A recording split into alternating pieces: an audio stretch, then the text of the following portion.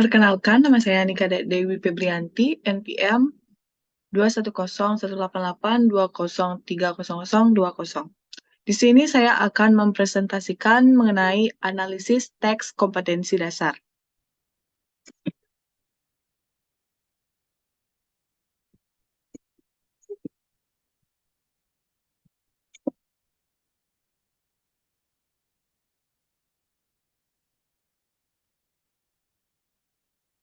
Mendeskripsikan tentang pemetaan kompetensi dasar silabus bahasa Inggris SMA Kemendikbud 2017. Analisis pemetaan dilakukan dengan cara membandingkan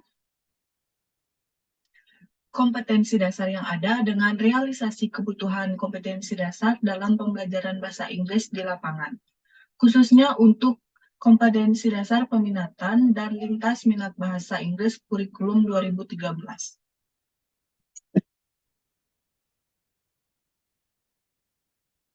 Dalam praktik pembelajaran bahasa Inggris, masih bertumpu pada pembelajaran yang ada dalam buku teks.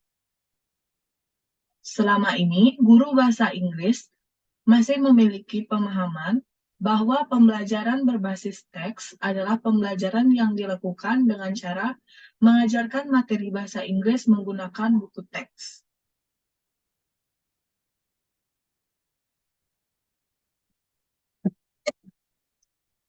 Untuk dapat memahami pendekatan berbasis teks, guru bahasa Inggris harus memahami dan menguasai berbagai jenis teks dalam bahasa Inggris secara memadai. Secara ringkas, teks yang dimaksud dalam silabus bahasa Inggris yang direvisi tahun 2017 adalah sebagai berikut. Yang pertama ada teks interaksi interpersonal. Yang kedua ada teks interaksi transaksional. Yang ketiga ada teks fungsional khusus, dan yang terakhir ada teks fungsional.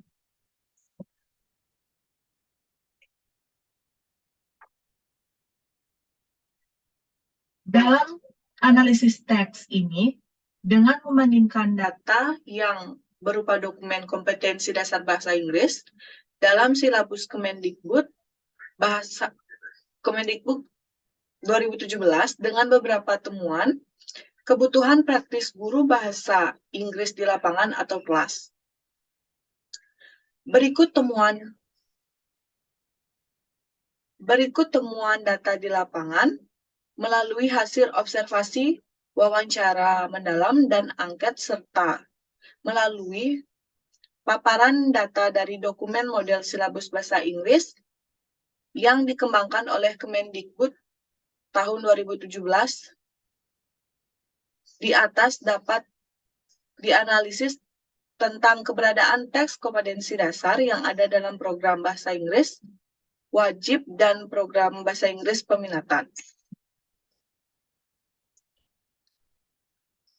Yang pertama, pada struktur kurikulum 2013 untuk kompetensi dasar program peminatan bahasa Inggris dan program lintas minat yang digunakan adalah kompetensi dasar peminatan.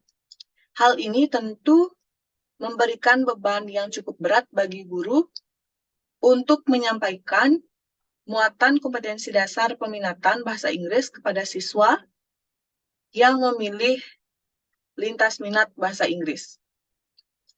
Yang kedua, dalam praktek pembelajaran di kelas, berdasarkan pengamatan lapangan yang dilakukan oleh penulis, sebagian besar guru yang mengajar bahasa Inggris wajib dan bahasa Inggris program lintas minat adalah guru bahasa Inggris yang berbeda. Beberapa alasan mengapa diajar oleh guru yang berbeda adalah agar siswa tidak mengalami kejenuhan bila dibandingkan dengan hanya diajar oleh guru yang sama. Yang ketiga, kompetensi dasar lintas minat bahasa Inggris selama ini belum ada atau belum disusun secara terpisah dengan kompetensi dasar bahasa Inggris peminatan. Kebutuhan kompetensi dasar lintas minat pada struktur kurikulum 2013 adalah sesuatu yang mendesak, tidak hanya bahasa Inggris, akan tetapi juga pada mata pelajaran yang dipilih untuk program lintas minat perlu disusun secara terpisah dengan program peminatan. Dan yang keempat, kompetensi dasar yang ada di bahasa Inggris wajib dan kompetensi dasar yang ada di bahasa Inggris peminatan terkesan overlapping atau tumpang tindih dan juga terkesan pengulangan. Misalnya, kompetensi dasar 3.1 di bahasa Inggris kelas 10 wajib, sama dengan kompetensi dasar 3.1 di kelas bahasa Inggris peminatan. Guru dan siswa cenderung belajar kompetensi dasar tersebut karena tuntutan kurikulum.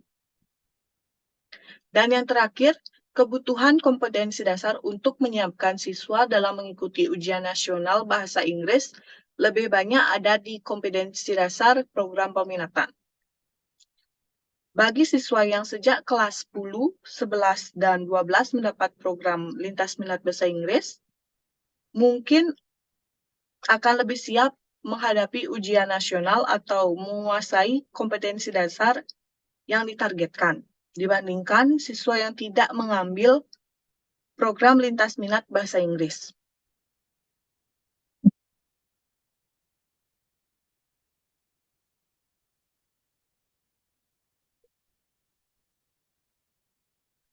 Dan adapun kesimpulan dari apa yang saya sampaikan tadi, berdasarkan paparan data dan hasil analisis teks di atas, dapat disimpulkan hal-hal sebagai berikut. Yang pertama, struktur kurikulum untuk mata pelajaran bahasa Inggris wajib dan peminatan perlu dilakukan evaluasi oleh pemerintah terkait dengan beban yang ada pada silabus yang tertuang pada kompetensi dasar. Perlu disusun juga kompetensi dasar untuk program lintas minat bahasa Inggris. Yang kedua, teks kompetensi dasar atau pengetahuan yang ada pada silabus bahasa Inggris masih terdapat overlapping antara bahasa Inggris kelompok wajib dan bahasa Inggris kelompok peminatan.